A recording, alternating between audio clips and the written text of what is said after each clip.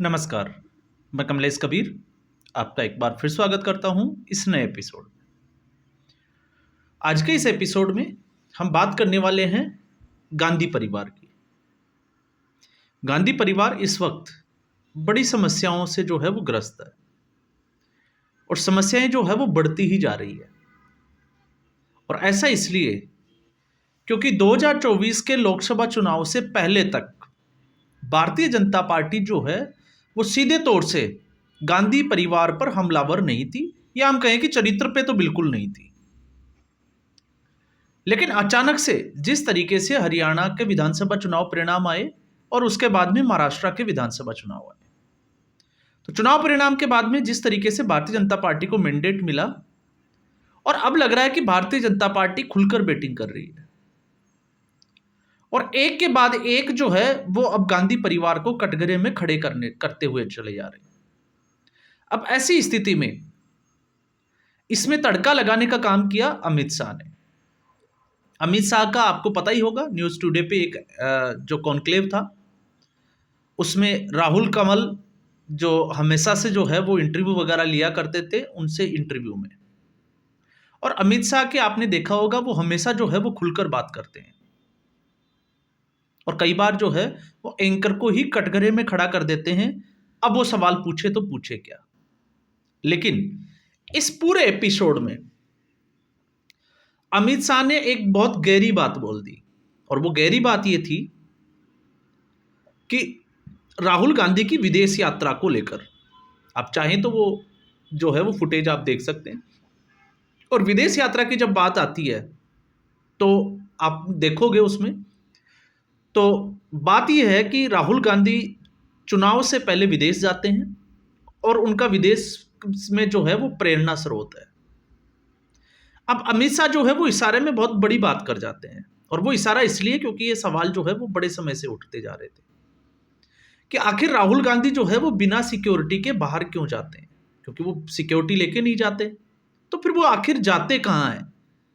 और आपने देखा होगा कि कभी ये खबर नहीं आती कि वो कहाँ है। तो इसके पीछे की कहानी क्या है। तो अमित शाह ने इतना इशारा तो किया कि वो निजी जीवन के बारे में जो है वो चर्चा नहीं करना चाहते, लेकिन पब्लिक जो है वो समझ गई कि वो किसकी बात कर रहे हैं। तो राहुल कमल जब जोर देते हैं तो पब्लिक से जब पूछा भी जाता है तो वो मिसेज का नाम ले लेते हैं। ये पब्लिक का रिएक्शन है, आप उस वीडियो को देखिए। तो खैर वो सार्वजनिक है, लेकिन अब हम आते हैं फैक्ट्स पे। तो जब हम फैक्ट्स पे बात करते हैं तो इस वीडियो में हम राहुल गांधी और राहुल गांधी के नाना पंडित जवाहरलाल नेहरू, इन दोनों की चर्चा करेंगे और फैक्ट्स के साथ करेंगे। तो उम्मीद मैं आपसे यही करूंगा कि आप वीडियो में जो है वो अंत तक बने रहें। अगर आपको वीडियो पसंद आए लाइक करें, वीडियो को शेयर करें ज़्यादा से ज़्यादा, और चैनल जरूर सब्सक्राइब करें। क्योंकि फैक्ट्स पे जब हम बात करते हैं तो आपने देखा होगा जब भी ऐसी कोई स्थिति आती है तो आजकल जो है वो यूट्यूबर्स बिना फैक्ट्स के ही जो है वो वीडियो बनाना शुरू कर देते हैं। खैर हम उस कहानी में नहीं जाएंगे, हम बात करेंगे फैक्ट्स की। और जब हम इसमें फैक्ट्स को ढूंढते हैं तो फैक्ट्स से मिलते हैं। आपने देखा होगा जब बांग्लादेश में तख्ता पलट हुआ, तो बांग्लादेश में जब तख्ता पलट हुआ था तो वहां के एक आर्टिकल है ब्लिट्स। तो ब्लिट्स के एडिटर शोएब चौधरी ने अलग अलग जो है वो आर्टिकल छापे हैं राहुल गांधी को लेकर। और राहुल गांधी का एक मामला जो है वो आपको पता होगा अभी कोर्ट में पेंडिंग चल रहा है, नागरिकता का। तो उस आर्टिकल में ये साफ तौर से दावा किया गया है कि राहुल गांधी के पास में दो पासपोर्ट है, एक राहुल गांधी के नाम से, एक दूसरा राहुल विंची के नाम से। और आपने देखा होगा उनकी नागरिकता को लेकर जो है वो सवाल उठते हैं कि राहुल गांधी की नागरिकता अभी भी विदेशी है। और अगर राहुल गांधी की नागरिकता वाकई में विदेशी है तो फिर वो कैसे चुनाव लड़ सकते हैं और कैसे जो है वो नेता प्रतिपक्ष बन सकते हैं। फिर ये जो है वो एक बड़ा सवाल हो जाएगा संवैधानिक संस्थाओं के ऊपर। अभी मामला चल रहा है, सरकार जो है वो इसके ऊपर क्या रिपोर्ट देती है, और सरकार के जो है वो मंसूबे अब दिख भी रहे हैं। तो ऐसी स्थिति में जो ब्लिट्स का जो आर्टिकल है उसमें राहुल गांधी को लेकर, और जब मैं ये बात कर रहा हूं तो इसमें फैक्ट्स की बात यह है कि जिस शोएब चौधरी की मैं बात कर रहा हूं, कर्नाटका के एक पुलिस स्टेशन में उनके खिलाफ जो है वो एफआईआर भी दर्ज की गई थी। हालांकि उनको क्लीन चिट भी मिल गई है। और क्यों? क्योंकि उन्होंने सीधे तौर से दावा किया है कि राहुल गांधी की वेरोनिका कार्टेली जिसके जो है वो ड्रग माफिया से तार जुड़े हुए थे। वो पहले जो है वो 1998 में जब सोनिया गांधी पहली बार चुनाव लड़ रही थी तब वो भारत पहुंची थी और उसको समय समय पे जो है वो भारत में देखा गया। और खबर यह भी थी कि उसके बाद में अंडमान के एक होटल में जो है वो राहुल गांधी और वेरोनिका दोनों को जो है वो कोकीन का सेवन करते हुए पाया गया। ये मैं उस आर्टिकल को कोट करके कह रहा हूं, ये मेरी बातें नहीं है, फैक्ट्स आपको जो है वो बहुत सारे मिल जाएंगे। और उसमें यह भी दावा किया गया कि राहुल विंची के वेरोनिका से 2 बच्चे हैं, एक नायक विंची और एक जो है वो लड़की है, 19 साल का लड़का और 15 साल की लड़की। और उसके बाद में आपने देखा होगा कि बड़ा बवाल उठा था, लेकिन कांग्रेस पार्टी ने कभी भी प्रेस कॉन्फ्रेंस करके इसका खंडन नहीं किया कि यह खबर जो है वो गलत है या इसके खिलाफ जो है वो मानहानि का केस किया जाए। इसके अलावा आपको पता ही होगा, और ये जब मैं बात करता हूं तो वृंदा गोपीनाथ ने 2024 में जब एक साक्षात्कार हुआ था उसमें राहुल गांधी ने ये बातें जो है वो स्वीकार भी की थी। ये आर्टिकल दावा कर रहा है कि उनका ऐसे जो है वो वेरोनिका से रिश्ते थे। इसके अलावा और भी कई चीजें जो है वो सामने आई। तो मामला जो है वो एक जगह आके रुकता नहीं है। और अमित शाह ने जिस अंदाज में कटाक्ष किया था, आपको उसी आप देखोगे तो आपको समझ में आ जाएगा कि इशारा उसी तरफ था। और ऐसा क्यों? क्योंकि अमित शाह जो है वो गृह मंत्रालय देखते हैं और सिक्योरिटी का सारा जो है काम वो गृह मंत्रालय के अंडर में आता है। तो इससे पहले आपको पता होगा जब इनकी सुरक्षा की श्रेणी हटा ली गई थी, चेंज कर दी गई थी, बदलाव कर दिया गया था, तब यह मामला जो है वो संसद में भी उठा था। और जब संसद में उठा था तो आपको पता है इसका जवाब यही दिया गया था कि जब ये विदेश जाते हैं तब ये बता के भी नहीं जाते कि ये जा कहां रहे हैं, तब इनको सिक्योरिटी की जरूरत नहीं पड़ती। तो ये समय समय पे जो है वो शक जरूर जो है वो लोगों के दिमाग में पैदा करता है। अब जब ऐसी स्थिति में हम बात करते हैं तो उसके बाद में आपने देखा होगा कि कांग्रेस पार्टी ने राहुल कमल को जो है वो बिल्कुल बैन कर दिया साक्षात्कार के लिए। आप पवन खेड़ा का जो है वो ट्विटर हैंडल जाके देखिए। तो कांग्रेस पार्टी ने ऐसा जो पहली बार किया होगा ऐसा तो है नहीं। इससे पहले भी आपने देखा होगा चुनावों में मीडिया के 14 पत्रकारों को जो है वो बैन कर दिया गया था। और राहुल गांधी ने तो सीधे तौर से कहा था, राहुल कमल ने सीधे तौर से कहा था कि राहुल गांधी जो है वो चाहें तो वो साक्षात्कार दे सकते हैं, हम उनका इंतजार कर रहे हैं, हम उनसे जो है वो बातचीत करने की कोशिश भी करते हैं, संपर्क साधने की, लेकिन संपर्क नहीं हो पाता। तो अब बात यह आती है कि कांग्रेस पार्टी को आखिर इस इंटरव्यू से इतनी चिढ़ क्यों लगी। तो इसके पीछे आप देखिए, आपने देखा होगा प्रधानमंत्री नरेंद्र मोदी की, और इसमें भी जो है वो पवन खेड़ा ने ऐसे सवाल उठाए हैं। उनके जो है वो निजी जीवन के बारे में हमेशा जो है वो कटघरे में खड़ा किया जाता है और अनर्गल जो है वो टिप्पणी की जाती है। तो जब चरित्र पे आ जाती है तो नरेंद्र मोदी का तो चरित्र, उनका एक जो है वो उन्होंने अपनी पत्नी को छोड़ा, इसके अलावा ऐसा तो कुछ मिलता नहीं है। लेकिन इसके साथ में अब एक मुद्दा जो है वो भारतीय जनता पार्टी ने और जोर शोर से उठा लिया, और वो मुद्दा था प्रधानमंत्री, देश के पहले प्रधानमंत्री जवाहरलाल नेहरू के खत। और उसका मुद्दा भारतीय जनता पार्टी ने क्यों उठाया? क्योंकि इससे पहले आपने देखा होगा 2008 में अभी जो प्रधानमंत्री मेमोरियल है उसका नाम जवाहरलाल नेहरू मेमोरियल था, और उस वक्त मनमोहन सिंह की सरकार थी। और मनमोहन सिंह की सरकार जो थी उसकी सुप्रीम जो पावर थी वो सारी सोनिया गांधी के पास थी। तो उस वक्त लगभग 51 कार्टून जो है वो दस्तावेजों के सोनिया गांधी ने अपने घर मंगवा लिए थे और वो आज तक लौटाए नहीं। तो अब ऐसी स्थिति में भारतीय जनता पार्टी उनकी वापस मांग कर रही है, और इसके लिए क्योंकि सोनिया गांधी लौटा नहीं रही तो अब राहुल गांधी से जो है वो चिट्ठी लिखकर इस बात को जो है वो आग्रह किया गया है कि वो दस्तावेज वापस जो है वो प्रधानमंत्री मेमोरियल को दिए जाए या सौंपे जाए। तो अब आप एक चीज देखिए कि और क्या चीजें इसमें मिलती है। तो सोनिया गांधी का भी अगर आप इतिहास उठा के देखोगे, इसी बात में मैं थोड़ा सा आपको बीच में थोड़ा इंटरप्ट करूंगा। सोनिया गांधी जो आपको पता है कि इटली में वो क्या करती थी, कहने की जरूरत नहीं है, किस तरीके से वो राजीव गांधी से मिली, एंटोनियो माइनो उनका नाम था। लेकिन इससे भी बड़ी रोचक बात यह थी कि सोनिया गांधी जब भारत में आई उसके 12 से 13 साल तक उन्होंने अपनी नागरिकता भी सरेंडर नहीं की थी। तो आप सोच सकते हो कि इस परिवार के इरादे जो है वो किस तरीके के हो सकते हैं। अब हम आते हैं सीधे इस बात पे। तो जवाहरलाल नेहरू की जब बात करते हैं कि आखिर अब देश जानना चाहता है कि इनमें है क्या, तो जब मैंने फैक्ट्स चेक किए तो जो फैक्ट्स में जो चीज सामने आई उसको मैं थोड़ा सा आपके सामने जरूर रखूंगा। और फैक्ट्स थे वो थे पामेला हिक्स। क्योंकि प्रधानमंत्री जवाहरलाल नेहरू को प्रधानमंत्री बनाने के पीछे दो लोगों का हाथ था। गांधी जी, वो आप जानते ही हो किस तरीके से सरदार पटेल को साइड किया गया, और दूसरा माउंटबेटन। तो ये माउंटबेटन की जो बेटी है पामेला हिक्स, इसकी किताब आप देखिए, और एक है जेएम अकबर, आप उनकी किताब को जरूर पढ़ें। मैं आपको ये बुक जो है वो रिकमेंड जरूर करूंगा। और पामेला हिक्स की जो किताब है वो है daughter of empire, life as a Mountbatten, ये उस बुक का नाम है। और उस बुक में जब हम देखते हैं तो उसके पेज नंबर 118 से जो है वो नेहरू के जीवन की शुरुआत होती है। मतलब मैं ये, मेरा कहने का यह है कि 118 में जो है वो नेहरू का जो है वो बखान होना शुरू हो जाता है, और फिर ये सिलसिला जो है वो चलता रहता है 212 पेज नंबर 213 तक।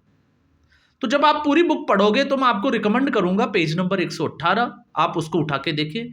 पेज नंबर 119, उसके बाद 130, 173, 174, 175, 177, 187 और 212, ये कुछ इंपॉर्टेंट पेज नंबर जो है वो मैंने आपको बताए। आप गूगल पे भी सर्च करके जो है वो आप इस बुक को जो है वो रीड आउट कर सकते हैं। ये आपकी जानकारी के लिए मैंने इस पे रखा है।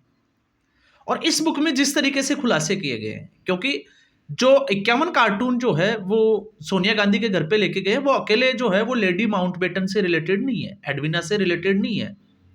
क्योंकि एडविना का जब नाम आता है तो आपको पता होगा, आपके दिमाग में भी किस किस तरीके के जो है वो नेहरू और एडविना को लेके विचार आते हैं।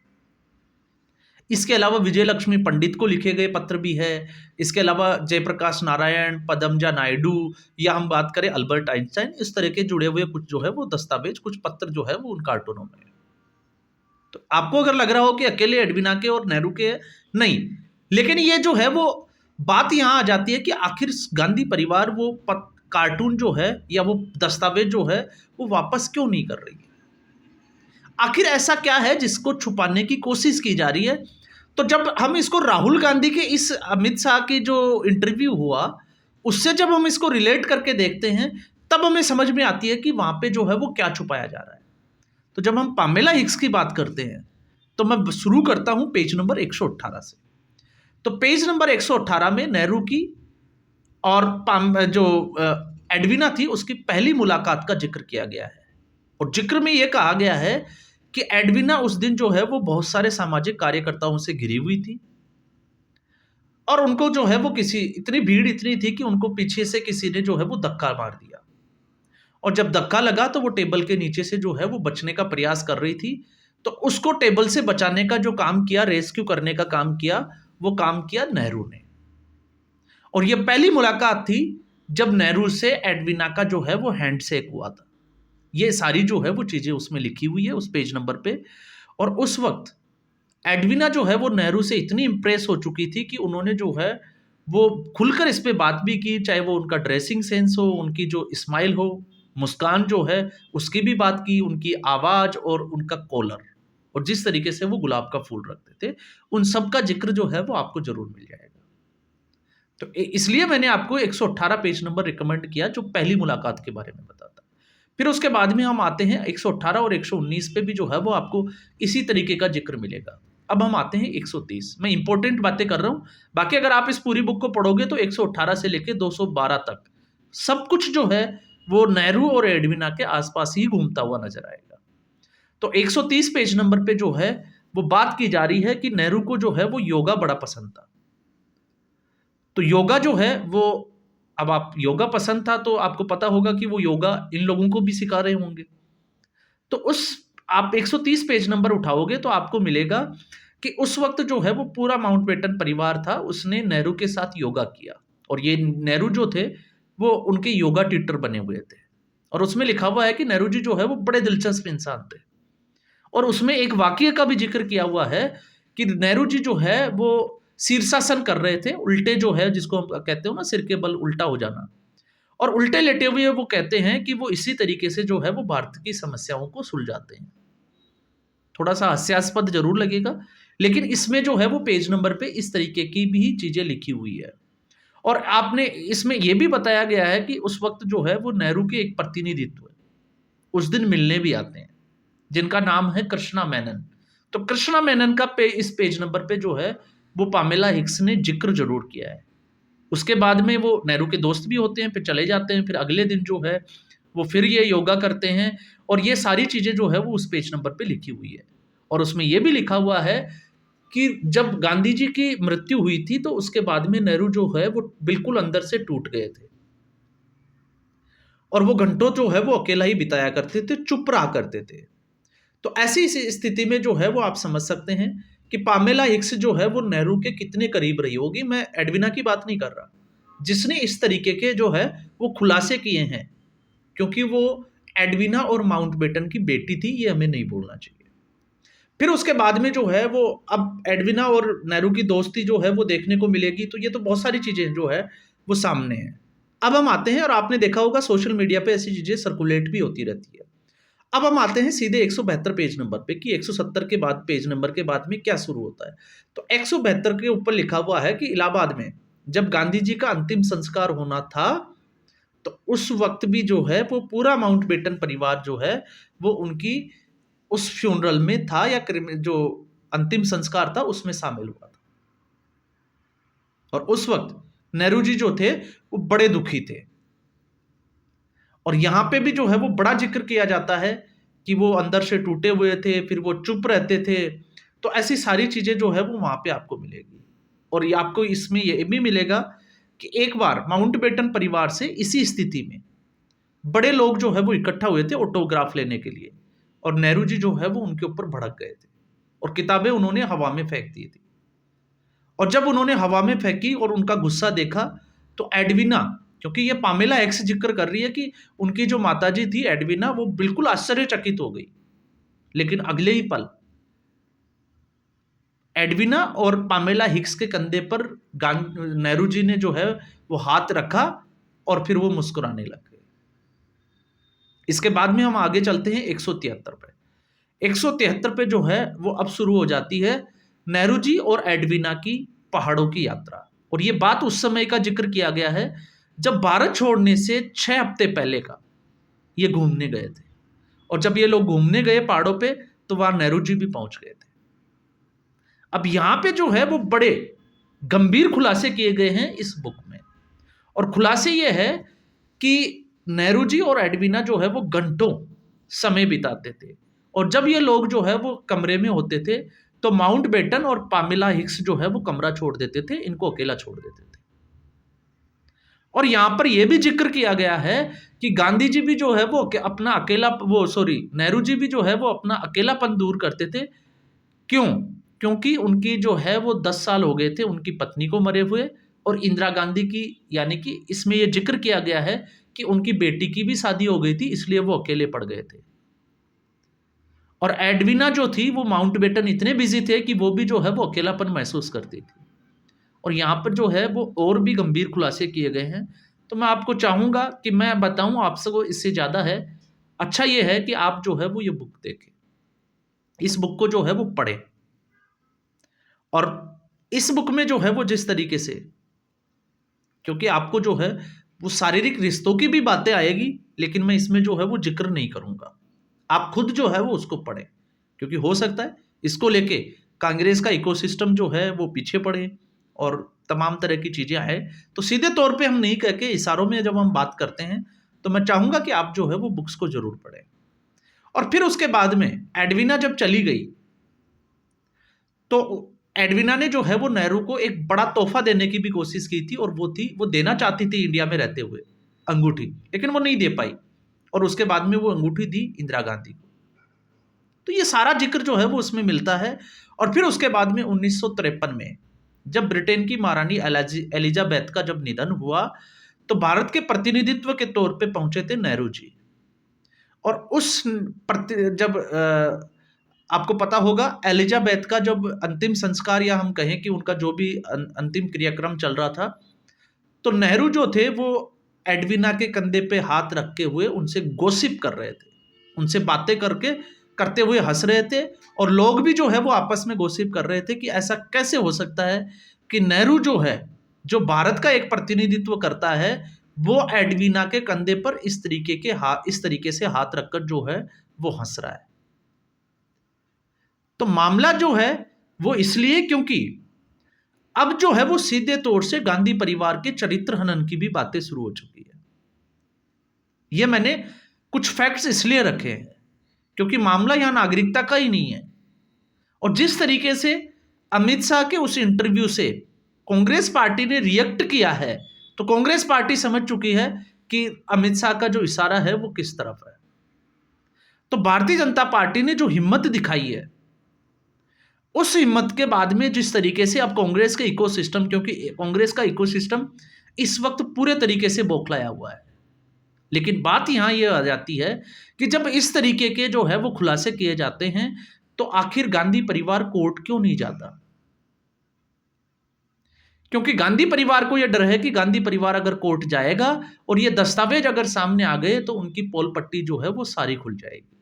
इसलिए ये लोग जो है ना वो मानहानि का केस कर पा रहे हैं, ना ही वो जो है वो कोर्ट का रुख कर पा रहे हैं।